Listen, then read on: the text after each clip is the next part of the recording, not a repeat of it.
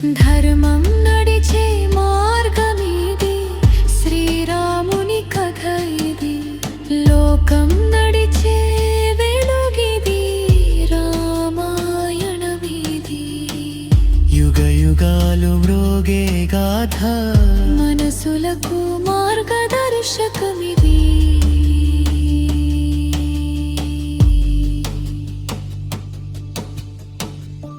వెంటనే దశరథుడు లేచి ఆయనకి ఎదురొచ్చి స్వాగతం పలికాడు. మీరు మా రాజ్యానికి రావడం మా అదృష్టం. మీలాంటి గొప్ప మహర్షులు ఊరకనే రారు, కాబట్టి మీ కోరికేదైనా నేను సంతోషంగా తీరుస్తాను అని దశరథుడు అన్నాడు. అప్పుడు విశ్వామిత్రుడు, దశరథ, నీకు సామంత రాజులందరూ లొంగ ఉన్నారా? దానధర్మాలు సక్రమంగా చేస్తున్నావా? మంత్రులందరూ నీకు సాచివ్యం చేస్తున్నారా అని పలు కుశల ప్రశ్నలు వేసి, నాకు ఒక కోరిక ఉంది, నువ్వు తీర్చాలి అన్నాడు. స్వపుత్రం రాజసార్దుల రామం సత్యపరాక్రమం కాక పక్షధరం సోరం జ్యేష్ఠం మే దాతుం అర్హసి. నీ పెద్ద కొడుకైన రాముడిని నాతో పంపిస్తావా? మా యాగాలకి అడ్డువస్తున్న రాక్షసులని వధించడానికి తీసుకువెళతాను అని విశ్వామిత్రుడు అన్నాడు. ఈ మాట విన్న దశరథుడు కిందపడిపోయాడు. ఊనషోడశవర్షో మే రామో రాజీవలోచనః న యుద్ధ యోగ్యతాం అస్య పశ్యామి సహ రాక్షసైన్హ. మెల్లగా తేరుకున్న దశరథుడు, ఇంకా 16 సంవత్సరాలు కూడా నా రాముడికి రాలేదు, ఆ రాక్షసులని ఎలా సంహరించగలడు? కావాలంటే నేను నా చతురంగ బలాలతో వచ్చి ఆ రాక్షస సంహారం చేస్తాను. పోనీ రాముడే రావాలంటే రాముడితో నేను కూడా వస్తాను అని దశరథుడు ప్రాధేయపడ్డాడు. రాముడు పిల్లవాడు, ఏమి చేయలేడు అని నువ్వు అనుకుంటున్నావు, కాని రాముడంటే ఎవరో నాకు తెలుసు, వశిష్ఠుడికి తెలుసు. రాముడు రాక్షసులను వధించి తప్పక తిరిగి వస్తాడు. నువ్వు తండ్రివి కనుక నీకు రాముడిమీద ఉన్న పుత్రవాత్సల్యం వల్ల నువ్వు తెలుసుకోలేకపోతున్నావు. రాముడిని నాతో పంపించు అని విశ్వామిత్రుడు అడిగాడు. అప్పుడు దశరథుడు, లేక లేక పుట్టిన నా కొడుకుని నన్ను విడిచిపెట్టు అన్నాడు. ఈ మాటలు విన్న విశ్వామిత్రుడికి ఆగ్రహం వచ్చి, చేసిన ప్రతిజ్ఞ నిలబెట్టుకోలేక, మాట తప్పిన ధర్మం తెలియని దశరథ, పుత్రపౌత్రాదులతో సుఖముగా శాంతిగా జీవించు అని వెళ్ళిపోతున్నాడు. వెంటనే వశిష్ఠుడు లేచి విశ్వామిత్రుడిని కూర్చోమని చెప్పి దశరథుడితో ఇలా అన్నాడు. ఇంతకాలం రాజ్యం చేశావు, ధర్మాత్ముడవని అనిపించుకున్నావు. ఇప్పుడు ఆడిన మాట తప్పి దశరథుడు అధర్ముడు, మాట తప్పినవాడు అనిపించుకుంటావా? ఇచ్చిన మాటకి నిలబడు. విశ్వామిత్రుడంటే ఎవరో తెలుసా? ఏష విగ్రహవాన్ ధర్మ, ఏష వీర్యవతాం వరహ, ఏష విద్య అధికోలోకే తపసః చ పరాయణం. ఈ లోకంలోని ధర్మం అంతా విశ్వామిత్రుడు, ఈ లోకంలోని తపస్సు అంతటికి నిర్వచనం విశ్వామిత్రుడు, ఈ లోకంలోని బుద్ధి అంతటికి నిర్వచనం విశ్వామిత్రుడు. శివుడి అనుగ్రహంగా ఆయనకి ధనుర్వేదం మొత్తం భాసించింది, కావున ఆయనకి ఈ లోకంలో ఉన్న అన్ని అస్త్రశస్త్రాలు తెలుసు. ఇన్ని తెలిసిన విశ్వామిత్రుడు తనని తాను రక్షించుకోగలడు.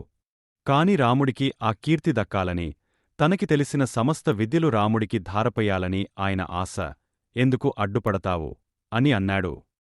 దశరథుడు అంతఃపురంలోకి వెళ్లి రాముడిని తీసుకురా అని కౌసల్యతో చెప్పాడు. రాముడితో పాటు లక్ష్మణుడు కూడా వచ్చాడు. స్వస్తి వాచకం చేసి కౌసల్య రాముడిని పంపింది. సభలోకి వచ్చిన రాముడిని అక్కడున్న ఋషులందరూ ఆశీర్వదించారు. దశరథుడు రాముడి మూర్ధిని భాగంమీద ముద్దు పెట్టాడు.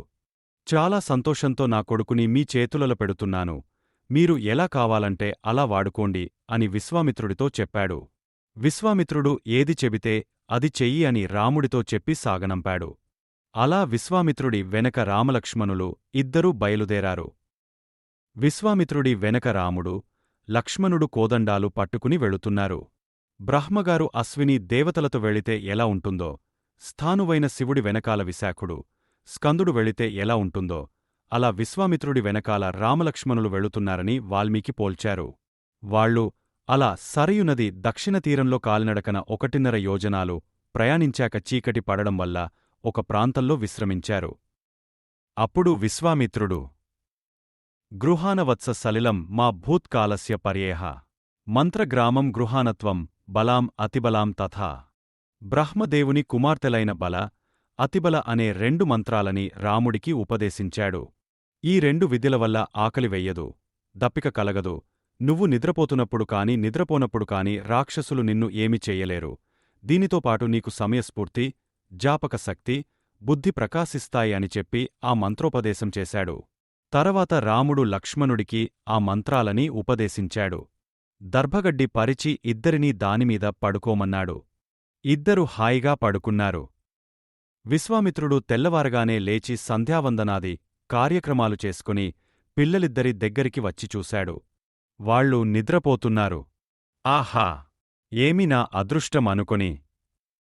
కౌసల్యా సుప్రజా రామపూర్వా సంధ్యా ప్రవర్తతే. ఉత్తిష్క నర శార్దూల కర్తవ్యం దైవమాహ్నికం. కౌసల్య యొక్క కుమారుడైన రామ, తూర్పు దిక్కున సూర్యుడు ఉదయిస్తున్నాడు కనుక నువ్వు నిద్రలేచి ప్రొద్దున చేసే పూర్వ సంధ్యావందనం చెయ్యాలి. రాక్షసులను సంహరించే నువ్వు నరులలో శార్దూలం వంటివాడివి. దైవీ సంబంధమైన ఆహ్నికములను నెరవేర్చడానికి శుభప్రదమైన సమయం మించిపోకూడదు. అందుకని రామా నిద్రలే. రామలక్ష్మణులిద్దరూ నిద్రలేచి చేయవలసిన కార్యక్రమాలు పూర్తిచేశారు. మళ్ళీ బయలుదేరి గంగసరియు సంగమ స్థానం దాకా వెళ్లారు. అక్కడ ఒక ఆశ్రమాన్ని చూసి అది ఎవరిదని రాముడు అడిగాడు. అప్పుడు విశ్వామిత్రుడు ఇలా చెప్పాడు: ఒకానొకప్పుడు పరమశివుడు ఇక్కడ తపస్సు చేస్తుండగా మన్మధుడు బాణప్రయోగం చేయబోతే శివుడు తన మూడవ కంటితో మన్మధుడిని భస్మం చేసిన ప్రదేశం మీదే. మన్మధుడి అంగములన్నీ కాలిబూడిదైన ఈ ప్రాంతాన్ని అంగదేశం అని పిలుస్తారు. ఆనాడు శంకరుడు తపస్సు చేసినప్పుడు ఆయనకి కొంతమంది శిష్యులున్నారు. శంకరుడితో ప్రత్యక్ష శిష్యరికం చేసినవాళ్ల దగ్గరినుంచి ఈనాటి వరకు ఉన్న వీళ్లందరూ పాపము లేనివాళ్లు. కాబట్టి రామ ఈ రాత్రికి వీళ్లందరితో కలిసి పడుకో అని చెప్పాడు. మరుసటి రోజున ఆశ్రమంలో ఉన్న మహర్షులు గంగానదిని దాటడానికి విశ్వామిత్ర రామలక్ష్మణులకి పడవ ఏర్పాటు చేశారు. ముగ్గురూ ఆ పడవలో ప్రయాణమయ్యారు. ఆ పడవ గంగా నదిలో వెళుతుండగా ఒకచోట గట్టిగా ధ్వని వినిపించింది. అప్పుడు రాముడు అంత గట్టిగా ధ్వని ఎందుకు వినిపిస్తుంది అని విశ్వామిత్రుడిని అడిగాడు.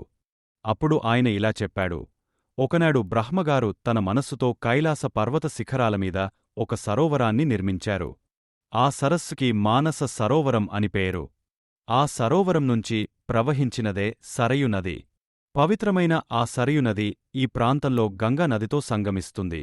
కాబట్టి ఒకసారి ఆ నదీ సంగమానికి నమస్కరించమన్నాడు. అవతలి ఒడ్డుకు చేరాక అందరూ పడవదిగా అరణ్యంగుండా తమ ప్రయాణం కొనసాగించారు. అలా వాళ్లు వెళుతుంటే అక్కడున్న అరణ్యంలో ఈలపక్షులు భయంకరమైన శబ్దాలు చేస్తున్నాయి. పులులు, సింహాలు, ఏనుగులు తిరుగుతున్నాయి. ఈ అరణ్యం ఇంత భయంకరంగా ఎందుకుందని రామలక్ష్మణులు విశ్వామిత్రుడిని అడగగా ఆయన ఇలా చెప్పారు: పూర్వము ఇక్కడ మలదము, కరుషము అని 2 జనపదాలు ఉండేవి. ఎంతో సంతోషంగా ఉండాల్సిన ఈ 2 పట్టణాలు ఇవాళ అలా లేవు. దీనికంతటికి కారణం తాటక అనే ఒక స్త్రీ. ఆమె ఒక యక్షకాంత, రాక్షసిగా మారి ఇక్కడున్న జానపదులందరినీ హింసించేది. అందుకనే ఇక్కడ ఎవరూ లేరు అన్నాడు. అప్పుడు రాముడు అసలు ఈ నగరాలు ఎలా ఏర్పడ్డాయి అని అడగగా విశ్వామిత్రుడు ఇలా చెప్పాడు: ఒకప్పుడు ఇంద్రుడు వృత్తాసురుడనే రాక్షసుడిని సంహరించాడు. వృత్తాసురుడు బ్రాహ్మణుడు కావడం వల్ల ఆయనని చంపినందుకు ఇంద్రుడికి బ్రహ్మహత్యా పాతకం వచ్చింది. ఆ బ్రహ్మహత్యా పాతకం వల్ల ఇంద్రుడికి 2 లక్షణాలు వచ్చాయి. ఆయనకి శరీరంలో మలం పుట్టడం ప్రారంభమయింది. అలాగే ఆకలి కూడా కలిగింది. అప్పుడు ఆయన ఋషులని ఆశ్రయిస్తే వాళ్ళు ఆ 2 లక్షణాలని తొలగించారు. కాని ఆ 2 భూమిమీద పడ్డాయి. అవి పడ్డ ప్రదేశాలని మలదము, కరుషము అనే 2 జానపదములుగా వర్ధిల్లుతాయి. ఇక్కడున్న ప్రజలు సుఖసంతోషాలత ఆనందంగా ఉంటారని ఇంద్రుడు వరమిచ్చాడు. అలాగే పూర్వకాలంలో సుకేతు అనే యక్షుడికి పిల్లలు లేకపోతే బ్రహ్మ గూర్చి తపస్సు చేశాడు. బ్రహ్మదేవుడు ప్రత్యక్షమై నేను నీకు కొడుకులని ఇవ్వను, ఒక కూతురుని ఇస్తాను. ఆమె కామరూపి, మహా అందగత్తె, ఆమెకి 1000 ఏనుగుల బలముంటుంది అని వరమిచ్చాడు. ఆమె పేరు తాటక. ఆమెకి యవ్వనం వచ్చాక సుందుడికి ఇచ్చి వివాహం చేశారు. వాళ్లకి మారీచుడు జన్మించాడు. 1000 ఏనుగుల బలముండడం వలన గర్వంతో అరణ్యంలో ఇష్టమొచ్చినట్టు తిరిగేవాళ్లు. ఒకనాడు సుందుడు అగస్త్య మహర్షిమీద దాడికి దిగాడు. ఆయనకి ఆగ్రహం వచ్చి సుందుడిని సంహరించారు. ఇది గమనించిన తాటక తన కుమారుడితో కలిసి అగస్త్య మహర్షిమీదకి వచ్చింది. అప్పుడాయన తాటకని, నీకు వికృతరూపం వచ్చుగాక అని మారీచుడిని, ఇవ్వాల్టినుంచి రాక్షసుడివి అవుతావని శపించారు. ఆ తాటక ఈ 2 నగరాల్లో సంచరిస్తుంది. ఆమె నరమాంస భక్షణకి అలవాటుపడింది. అందుకే ఈ నగరాలలోని జనాలు ఊరు వదిలి వెళ్ళిపోయారు. కాబట్టి రామా, నువ్వు ఇప్పుడు ఆ తాటకని సంహరించాలి. నువ్వు చేసే పని దోషమే అయినా ప్రజాకంటకులైన వాళ్లని రాజు సంహరించి తీరాలి అని విశ్వామిత్రుడు అన్నాడు. అప్పుడు రాముడు పితుర్వచన నిర్దేశాత్ పితుర్వచన గౌరవాత్ వచనం కౌశికస్య ఇతి కర్తవ్యం అవిశంకయ గో బ్రాహ్మణ హితార్థాయ దేశస్య చ హితాయ చ తవ చైవ అప్రమేయస్య వచనం కర్తుం ఉద్యతః. మా తండ్రిగారు మీరు ఏది చెయ్యమంటే అది చెయ్యమన్నారు. గురువుగారైన మీరు చెప్పారు కనుక లోకాన్ని రక్షించడం కోసం బ్రాహ్మణులను, గోవులను, ఇక్కడ ఉంటున్న అన్ని ప్రాణులను కాపాడడం కోసం సుక్షత్రియుడనైన నేను తాటకని తప్పక సంహరిస్తాను అని రాముడు అని తన ధనుస్సు తీసుకుని ధనుష్టంకారం చేశాడు.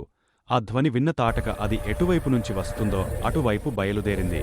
తాటక రామలక్ష్మణులున్న ప్రదేశానికి వచ్చింది. తాటకని చూసిన రాముడు లక్ష్మణుడితో, ఈ తాటకని ఓ మోస్తారు వాళ్లు చూస్తే గుండె ఆగ చనిపోతారు లక్ష్మణ అన్నాడు. ఆ తాటక ముందు బ్రహ్మర్షి అయిన విశ్వామిత్రుడి మీదకి దూకింది. అప్పుడాయన ఒక హుంకారం చేసేసరికి అది స్తంభించిపోయి ఉన్న చోట నిలబడిపోయింది. వెంటనే తన మాయతో రాళ్ల వర్షం కురిపించింది. ఆ తాటక రేపిన ధూళి అందరి కళ్లల్లో పడింది. అప్పుడు విశ్వామిత్రుడు రాముడితో ఇంక ఉపేక్షించి లాభం లేదు, తొందరగా ఆమెని సంహరించు అన్నాడు. ఎంతైనా ఆడది కదా, ముందు దీని గమన శక్తిని కొట్టేద్దాము, అప్పుడన్నా మారుతుందేమో చూద్దాము అని రాముడు కాళ్ళు, చేతులు, లక్ష్మణుడు ముక్కు, చెవులు నరికారు. అప్పుడు ఆ తాటక మాయారూపం పొంది మాయం అయిపోయింది. అదృశ్యమైన ఆ తాటక భారి శరీరంతా రాముడిమీద పడబోతుంటే రాముడు ఒక బాణం ప్రయోగించి ఆ తాటకని సంహరించగా దాని రక్తం ఏరులై ప్రవహించింది. పైనుండి దేవతలు చూసి, హమ్మయ్య, తాటక సంహరింపబడింది అని ఆనందపడ్డారు. వెంటనే ఆ దేవతలు విశ్వామిత్రుడి దగ్గరికి వచ్చి, ఇంత ధైర్యమున్నవాడి దగ్గర అన్ని అస్త్రశస్త్రాలుండాలి, కాబట్టి నీకు తెలిసిన ధనుర్విద్యనంతా రామలక్ష్మణులకి ఉపదేశించు అన్నారు. అప్పుడు విశ్వామిత్రుడు రామలక్ష్మణులకి హయశిరోనామం అనే అస్త్రాన్ని, క్రౌంచ అస్త్రాన్ని మంత్రోపదేశం చేశాడు. అలాగే కంకాళం, ఘోరం, కాపాలం, కంకణం అనే 4 ముసలముల మంత్రోపదేశం చేశాడు. అలాగే ఐంద్రాస్త్రం, బ్రహ్మాస్త్రం, బ్రహ్మశిరోనామకాస్త్రం, మానవాస్త్రం, వారుణాస్త్రం, ఇంద్రాస్త్రం, ఐషికాస్త్రం, గాంధర్వాస్త్రం, నారాయణాస్త్రం, రకరకాల పిడుగులు మొదలైన సర్వాస్త్రాల మంత్రోపదేశం చేసి 2 అద్భుతమైన గదలని, నందనం అనే గొప్ప ఖడ్గాన్ని ఉపదేశించాడు. అప్పుడు ఈ అస్త్రాలన్నీ పురుష రూపం దాల్చి రాముడి పక్కన నిలబడి, మేము మీ కింకరులము, మమ్మల్ని ఏమి చెయ్యమంటారు అని అడిగాయి. మీరందరూ నా మనస్సులోకి వెళ్ళి అక్కడ తిరుగాడుతూ ఉండండి, నేను పిలిచినప్పుడు బయటకి రండి అని ఆదేశించాడు. అవి అలాగే రాముడిలోకి ప్రవేశించాయి. మరుసటి రోజున రాముడు విశ్వామిత్రుడితో, మీరు నాకు ఇన్ని అస్త్రాలని ఉపదేశించారు, అలాగే వాటి ఉపసంహారాన్ని కూడా ఉపదేశించమన్నాడు. విశ్వామిత్రుడు రాముడికి ఉపసంహార మంత్రాలని చెప్పాక ఇంకొన్ని అస్త్రాలని కూడా ఉపదేశించాడు. అలా అన్ని అస్త్రాల ఉపదేశం అయ్యాక వాళ్లు తమ ప్రయాణాన్ని కొనసాగించారు. అలా వెళుతుండగా అక్కడొక ఆశ్రమం కనిపించింది. ఆ ఆశ్రమం ఎవరిదని రాముడు అడగగా విశ్వామిత్రుడు ఇలా చెప్పాడు, ఒకప్పుడు విరోచనుడి కుమారుడైన బలి చక్రవర్తి తన పరాక్రంతో ఇంద్రుడిని నిర్బంధించాడు. అప్పుడు శ్రీమహావిష్ణువు వామనమూర్తిగా వచ్చి బలిని పాతాళానికి పంపారు. ఆ వామనమూర్తి తపస్సు చేసిన ఆశ్రమమే ఈ ఆశ్రమం. దీనిని సిద్ధాశ్రమం అంటారు. ఇక్కడే కశ్యప ప్రజాపతి తపస్సు చేశారు. ఇక్కడే విష్ణువు ఇంద్రుడికి తమ్ముడిగా, ఉపేంద్రుడిగా పుట్టారు. నేను యాగం చేస్తున్నది కూడా ఈ ఆశ్రమంలోనే అని చెప్పి అందరూ ఆశ్రమంలోకి వెళ్లారు. ఆ సిద్ధాశ్రమంలో యాగం ప్రారంభించారు. ఈ యాగం 6 రాత్రుళ్ళు 6 పగళ్లు జరుగుతుంది, కాబట్టి నువ్వు అన్ని రోజులు జాగ్రత్తగా ఉండాలి అని చెప్పి విశ్వామిత్రుడు మౌన దీక్షలోకి వెళ్ళిపోయాడు. 5 రోజులు యాగం చక్కగా జరిగింది. 6వ రోజున ఆ అగ్నిహోత్రం ఒక్కసారి భగ్గున పైకి లేచింది.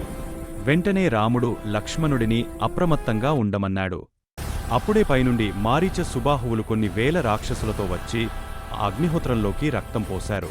వెంటనే రాముడు మానవాస్త్రంతో మారీచుడిని కొట్టాడు. ఆ దెబ్బకివాడు ఒక 100 యోజనాల దూరం వెళ్ళిపడ్డాడు. సుబాహువుడిని ఆగ్నేయాస్త్రం పెట్టి కొడితే వాడు గుండెలు బద్దలై నెత్తురు కక్కుతూ కిందపడి మరణించాడు. మిగతా రాక్షసులందరినీ వాయువ్యాస్త్రంతో నిర్జించారు.